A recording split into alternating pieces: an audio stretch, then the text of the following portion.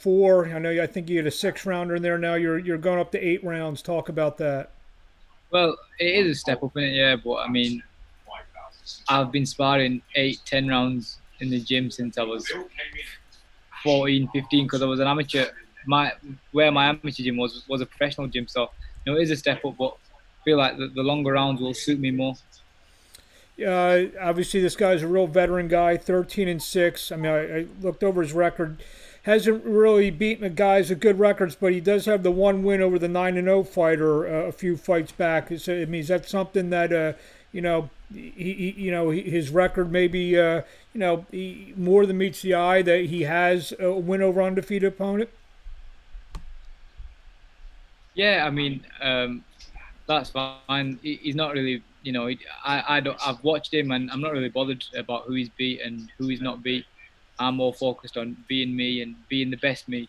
And I believe if I am, I'll beat him. I believe you work with Carl Frampton, if I'm not mistaken. Yeah, Talk about that, and obviously his experience, his world championship pedigree. How's that rubbed off on you, early in your career? yeah. I mean, so that's how I come about turning professional. I first got asked to spar Carl for the Josh Warrington fight. Come in there, then I asked Jamie Moore to train me, and from there, it's been a crazy 18 months. But yeah, I've even been over to the US with Carl and the team, and we managed to do a camp out there. So it's experiences that I'll forever be thankful for. Experiences that I can put in the bank for when I'm at that level, hopefully, and even in the ring, obviously, as you know, he's going to go down as a legend. So I'm learning every single day from things from him all the time. And talk about that. Obviously the work. Did you work with American fighters when you came over here, or were you just working with Carl specifically? So, so I got some workout in Philadelphia with Stephen Fulton, who's a world champion in his own right. There was another lad, Jack Tifora. I'm not sure if you've heard of him. Kane Yes, Baker. Filipino. Yep. Yeah, Filipino lad. Yeah, got some good sparring in with him. So yeah, I was mixing it with some of the best in the Uh, world, and so early on in my career, it's something that I'll thank Carl forever for. I'm from Philadelphia, so I know the work I know Stephen really well, and I know the Yeah. work you got with them. So I'll let she wants to ask some questions. Oh, you can keep going. I'm listening. Uh, okay. Map out the next. Obviously you're not looking past Friday. Map out the next. Where if I'm talking to you in a year, where do you want to be? Um, to be fair, I don't really plan who I want to fight and look at opponents. I leave that to my team, obviously. Jamie Moore, my trainer, Steve, would be manager, and Matchroom, now my promoters, and Eddie Earn. That's up to them. If they put me in there with someone, it's up to me to get the win, no matter who it is.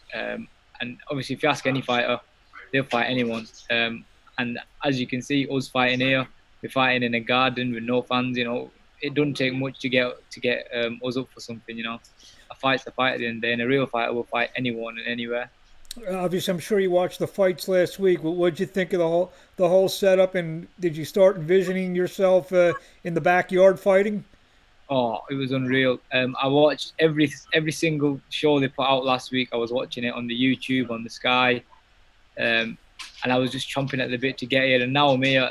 I'm settling in nice. I'm enjoying being alone. To be honest with you, if I've got to be honest, I'm enjoying that alone time, resting and just laying in my room, chilling out. It makes a change from usual fight weeks where I'm running around selling tickets, etc. I've actually asked a couple fighters. I've interviewed various fighters who are fighting in these bubble situations. You're probably not doing as much, shaking out or even like last week work. Do you feel, and I know most fighters going in the ring, they're all a little bit sore. No one goes in the ring 100%. You feel you might be a little bit more refreshed because maybe you're not doing as much this week?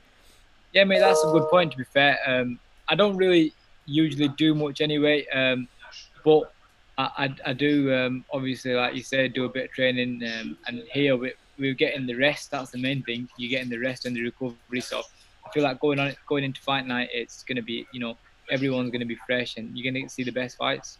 What are you doing? Did you bring like a game console, or how are you passing the time? No, I brought my laptop, so I'm just absolutely smashing Netflix, YouTube, everything. Watching fights? Yeah, watching a lot of fights. Watching a lot of Canelo Alvarez. That's who I watched this morning. He's one of my favorite fighters. Yeah. Oh, I'm good. So, how did you actually connect with Carl Frampton? So I was an amateur at the time, and I was just I was going through that stage where I was wondering what to do in my career because I was 18 years old and I was thinking, shall I turn over? Shall I give the seniors another go, or And then I got called to spar Carl when he was fighting Josh Warrington, and then I asked Jamie what he thinks about me turning pro, and he said, "You're ready," and etc. And then I asked Jamie to train me, and it was an opportunity that I couldn't turn down, and I'm so glad it was the best decision of my life. Awesome. And boxing with the whole COVID pandemic, it's changed everything. So how has that changed you as a fighter? Like, what did you have to do to adjust to the pandemic and COVID? To be fair with you, my amateur coach was my big brother, who, funnily enough, lives with me. We share a room, so there's no closer bondage than a fighter and trainer than that, I think. And we trained pretty much every day during lockdown just to pass time because we weren't allowed out. So it was good, and I quite enjoyed. Again, I'm a boring. I know I'm only 20 and I'm not like an old family guy, but I enjoy staying at home and being in my own company, so I didn't mind it too much. No. So you mentioned that you brought your laptop and you're watching Netflix. So what are your favorite things to watch on Netflix?